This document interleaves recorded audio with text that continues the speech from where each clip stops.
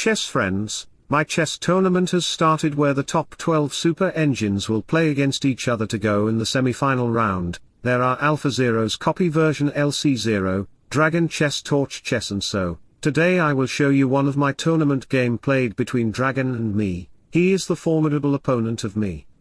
You have succeeded in life when all you really want is only what you really need. I started the game with e4, we have c5, knight f3. There are many variations of silicon opening which Dragon Chess can consider. Hyper-accelerated Dragon Silicon is one of the most popular opening. I recently show in chess.com that some 2000 rated players play this damn opening and make their own game into a drawable position. Anyway, after d6 we have opened Sicilian by center exchanges on d4, a6, c4. Dragon did not commit his pawn to the center early in the game, because the d6 pawn will be a backward pawn, therefore white will improve his position with no pawn weakness. So we have g6 to play Dragon Sicilian. Dragon played Dragon Sicilian. What a comedy. Why doesn't my name carry an opening name? Bishop e3 plan is to make a battery to fire in the king side. Bishop e2 and pushing the king pawns in the right side of the board is the old plan, therefore white will play long castle. You may have doubt for this weak c pawn that it contains some weakness,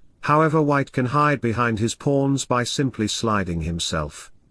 We must be willing to let go of the life we have planned, so as to have the life that is waiting for us. Dragon played double fumetto, which gives me another reason to push the f-pawn. Now gh pawns have become a permanent threat for the black position. Bishop h6 will try to eliminate the bishop who is the general controller of this diagonal kingdom. After this happen, the light square bishop will be passive and brotherless, so after couple of moves later I played bishop h6.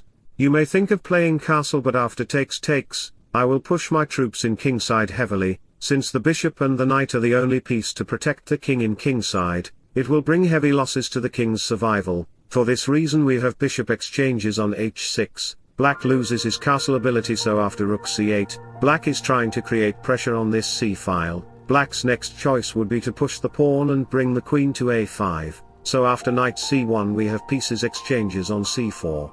I sacrificed the one pawn to push the pawn to e5. This is the heavy attack which black is facing in the king side. He have undeveloped pawns and the king is in middle of the board. Knight h5 is a bad choice as white can push the g pawn. After king b1 the rook will use their full potential on this ed files. Life is a mirror and will reflect back to the thinker what he thinks into it. So Dragon decided to move back his knight. We have rook to e1, adding pressure on this file. Knight takes e5 isn't the best move because of rook takes knight, and you can't do anything for your friend, because your love is more important than your friendship. My knights are so powerful in the center side because they have the strategy to attack in black's king side. So we have d takes e5, rook takes e5, e6, try to open up the queen diagonal where the rook can enter in h-file, but, by playing e6, black creates some weakness on these holes. The knight can jump into these holes to fire the king. Also, the rook have an opportunity to go in d6 square.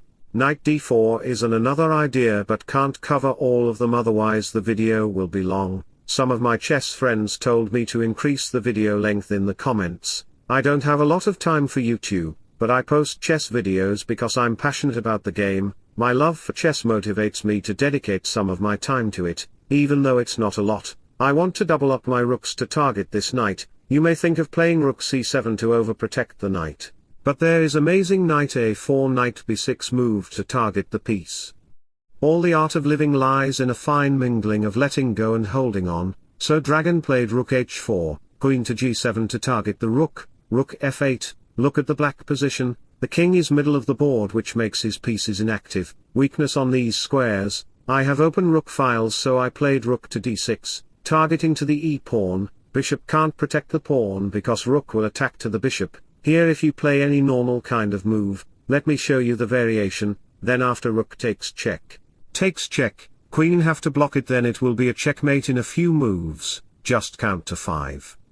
The aim of life is to live, and to live means to be aware, joyously, drunkenly, serenely, divinely aware. So back to the position, black played queen f6, what should white play now?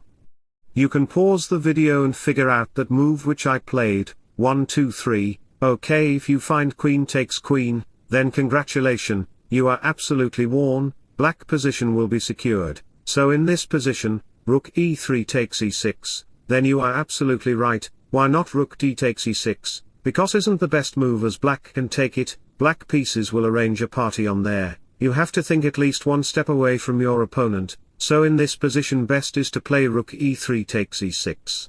So if black tries to take it with the pawn, then it will be a checkmate with the queen, so back to the position we have queen takes rook, I have queen for 2 rooks, but black king is not in the safe place.